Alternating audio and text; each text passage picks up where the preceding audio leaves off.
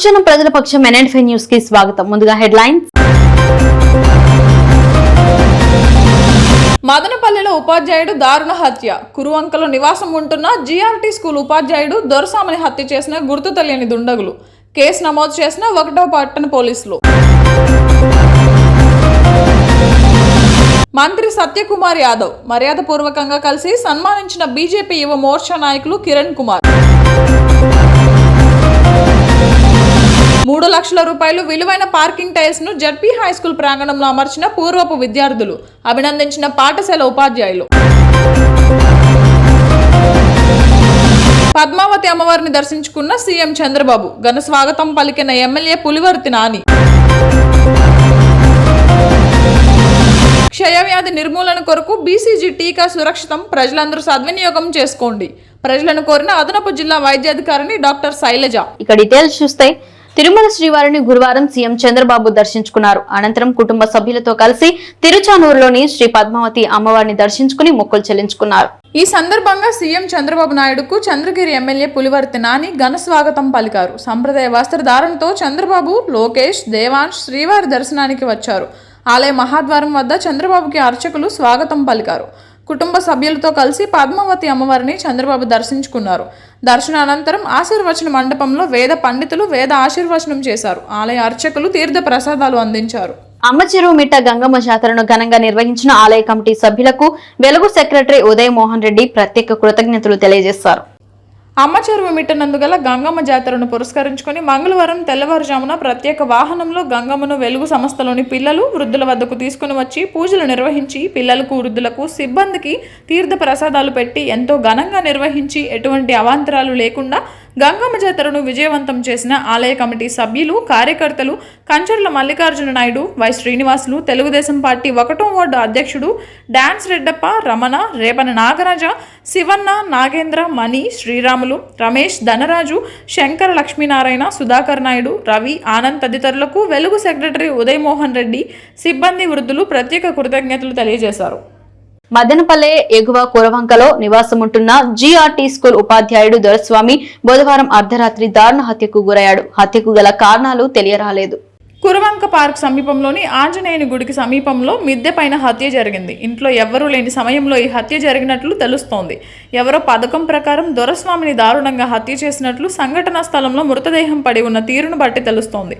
హత్య జరిగిన ప్రదేశానికి DSP ప్రసాద్ రెడ్డి, 1 టౌన్ తాలూకా CIలు వల్లి భాష, శేఖర్ పోలీసులు చేరుకుని మృతదేహాన్ని పరిశీలించారు. అనంతరం మృతదేహాన్ని పోస్ట్ మార్టం నిమిత్తం మదనపల్లి ప్రభుత్వాసుపత్రికి తరలించారు.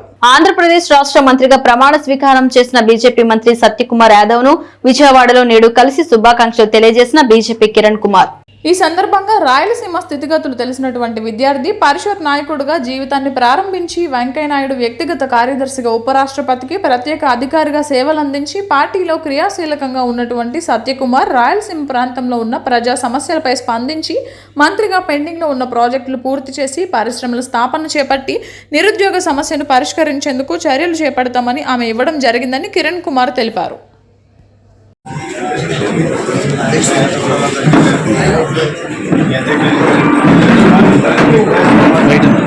మదనపల్లి 1వ పట్టణ పోలీస్ స్టేషన్ పరిధిలోని నీరుగట్టువారిపల్లిలో నివాసం ఉంటున్న అలివేలు రామకృష్ణ దంపతులు తమ తల్లిదండ్రుల నుంచి వారసత్వంగా వచ్చిన వ్యవసాయ పొలంలో ఆవుల షెడ్డు ఏర్పాటు చేసుకుని జీవనం సాగిస్తున్న కుటుంబంపై అదే కాలనీకి చెందిన పావులమ్మ కుమారుడు వినోద్ కుమారులు గురువారం ఆవుల షెడ్ పై దాడి చేసి బాధితురాలు అలివేలు ఆరోపించారు. గతంలో 2 పర్యాణులు తమ ఆవుల షెడ్డుపై దాడి చేసి తమకు తీవ్ర నష్టం కలిగించిన వారిపై పోలీసులు కఠిన చర్యలు తీసుకుని తమకు న్యాయం చేయాలని డిమాండ్ చేశారు. విషయం తెలుసుకున్న 1వ పట్టణ పోలీసులు సంఘటన స్థలానికి చేరుకుని కేసు నమోదు చేసి దర్యాప్తు చేపట్టారు. ఈ భూమి మా నాన్న నాకు రాహిచ్చి 20 ఏళ్ళు అవుతుంది. ఆ 20 ఏళ్ళ నుంచి నేనే ఉన్నాను. ఆవులు కట్టేసుకుంటా జీవనం చేసుకుంటా ఉన్నాను. ఇప్పుడు గత 4 నెలలుగా వేరే వాళ్ళు వచ్చి మాది భూమి మా పేరుతో ఉండేదని చెప్పి ఇప్పుడు మూడోసారి రావడము, రౌడీలను 20 మంది 30 మందిని పిలుచుకొని వస్తున్నారు. మా మీదకి 1-2 మీద ఉంటే రౌడీజం చేసి అంతా దౌర్జన్యం చేసి చేస్తున్నారు. కానీ మేము సిఎస్ఆర్ కూడా చెప్పినాము. 1 టౌన్లో మేము పుల్లమ్మ వాళ్ళు ఎప్పుడు మా మీదకి 20 మంది 30 మంది రౌడీలు పిలుచుకొని వస్తున్నారు. అసలు ఇట్లా దౌర్జన్యాలు ఇట్లా ఎప్పుడు ఆగుతాయి నాకు తెలియదు, కానీ ఎందుకు ఇట్లా దౌర్జన్యాలు చేయడము, ఏమైనా ఉంటే కోర్టులు ఉన్నాయి, పోలీసు స్టేషన్లు ఉన్నాయి, ఆడ తెలుసుకోకుండా ఎప్పుడు మేము లేని టైం చూస్తారు అంతా. ఈరోజు చూస్తే మొత్తం ఈడ ఆవులు కట్టేసేది ఈ ప్లేస్ అంతా మొత్తం తోసేసినారు, దంపులు చేసేసినారు. మాకు ఇప్పుడు 50-60 వేలు అంతా నష్టము. ఇప్పుడు మా పరిస్థితి ఇక డీటెయిల్స్ చూస్తే అన్నమయ్య జిల్లాలో 2025 నాటికి టీవీ నివారణే లక్ష్యంగా ప్రభుత్వం ప్రతిష్టాత్మకంగా చేపట్టిన బీసీజీ టీకాతో క్షయ వ్యాధి పూర్తిగా నిర్మూలించవచ్చునని, బీసీజీ టీకా మీద ఆరోగ్య సిబ్బంది ప్రజలకు మరింత అవగాహన కల్పించాలని అదనపు జిల్లా వైద్య ఆరోగ్య శాఖ అధికారి doctor Shailaja, Madanapalle deputy DMHO doctor Lakshmi ఆరోగ్య కార్యకర్తలకు తెలిపారు. నేడు బీసీజీ టీకా కార్యక్రమంను పరిశీలించడానికి పట్టణ ప్రాథమిక ఆరోగ్య కేంద్రాలు, దొంత వీధి, త్యాగరాజు వీధులను మరియు ప్రశాంత్ నగర్, పేరనగర్ సచివాలయంలో తనిఖీ నిర్వహించారు. ఈ సందర్భంగా పట్టణానికి కేంద్రాల్లో వ్యాక్సిన్ నిల్వ కేంద్రాలను మరియు ల్యాబ్ను పరిశీలించి టీబీ కేసులు, టెస్టులను పెంచాలని సిబ్బందికి తగు సూచనలు ఇవ్వడం జరిగింది. అలానే ప్రశాంత్ నగర్, పేరనగర్ సచివాలయాల్లో వ్యాక్సిన్ ప్రక్రియ ఏ విధంగా జరుగుతుందని సంబంధిత సిబ్బందిని అడిగి తెలుసుకుని ఆరోగ్య సిబ్బంది వ్యాక్సిన్ ఏ విధంగా వేయాలి, ఎవరికి వేయాలి, లబ్ధిదారులకు ఏ విధంగా గుర్తించాలని అవగాహన కల్పించారు. ఈ కార్యక్రమంలో పట్టణ ఆరోగ్య కేంద్రాల డాక్టర్లు doctor Salman, doctor Reddy, doctor Mohit Goud, supervisor Mahesh, జిల్లా programme coordinator Chennareddy, Madanapalle TB విభాగం సిబ్బంది ప్రభాకర్, శాంతి, సుశీల, వనజకుమారి, అఖిల్, ఖమరవెల్లి మరియు ఆరోగ్య కార్యకర్తలు పాల్గొన్నారు. నిమ్మనపల్లి మండల కేంద్రంలోని జెడ్పీ హైస్కూల్ తెలుగు పాఠశాల ఆవరణలో సుమారు 3 లక్షల రూపాయల విలువ చేసే 3950 చదరపు అడుగుల పార్కింగ్ టైల్స్ ను అమర్చడం జరిగిందని 1969-74 సంవత్సరంలో 10వ తరగతి చదువుకున్న పూర్వపు విద్యార్థులకు జెడ్పీ హైస్కూల్ యాజమాన్యం ప్రధాన ఉపాధ్యాయులు కలిపి సన్మానం నిర్వహించారు. ఈ కార్యక్రమానికి పూర్వ విద్యార్థులు B Narayana, G Rajareddy, K Chinnapareddy, D Shankara, K Nagaraja, వెంకటరమణారెడ్డిలకు సన్మానం చేశారు.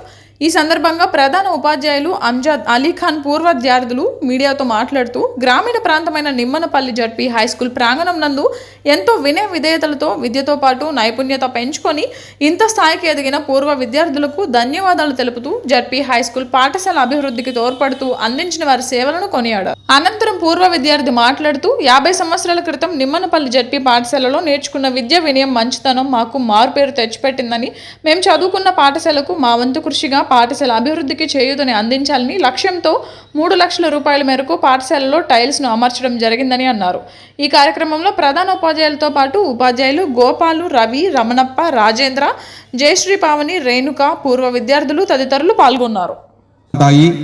ఆ పెద్దవాళ్ళు అయిన తర్వాత ఖచ్చితంగా మీరు చదివినటువంటి ఈ పాఠశాలను గుర్తించుకొని అప్పటి పరిస్థితుల అనుగుణంగా ఈ పాఠశాలకు ఏమేమి అవసరమో గుర్తించి మీ వంతు సహకారాన్ని మీరు ఈ పాఠశాలకి అందిస్తారని ఆశిస్తూ వీరిని ఆదర్శంగా తీసుకోవాలని నేను మరీ ప్రత్యేకంగా కోరుతున్నాను.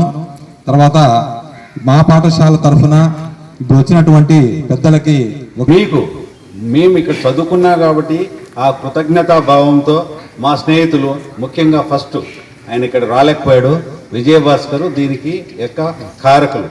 తర్వాత మిగతా ఆయనకు సహకరించిన వాళ్ళు నారాయణ, తర్వాత రాజారెడ్డి. మేము వచ్చేసి వీటికి ఈ పార్కు చేసే పని అంటే డబ్బు ఇచ్చే విషయం వేరే, దాన్ని కార్యరూపం దాల్చడంలో వాళ్ళు చాలా కృషి చేశారు.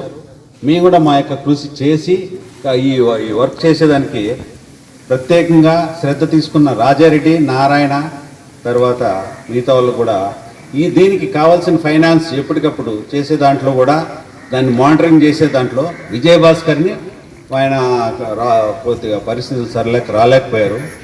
మిగతా మా తోటి సహచరులందరూ కూడా ఈ కార్యక్రమాన్ని తక్కువ పీరియడ్లో అనుకున్నది ఎప్పటికప్పుడు వాళ్ళకి ఎవరు ఏది చేయాలా, ఏ టైంలో చేయాలా, యుద్ధ ప్రాతిపదికన ఇది ముగించినందుకు మాకు హ్యాపీగా ఉంది. ఎందుకంటే మళ్ళీ మీకు స్కూల్ స్టార్ట్ అవుతుంది కాబట్టి. అనుక్షణం ప్రజల పక్షం NN న్యూస్ ఇంతటితో సమాప్తం. తిరిగి రేపటి బులెటిన్లో మళ్ళీ కలుసుకుందాం. అంతవరకు సెలవు, నమస్కారం.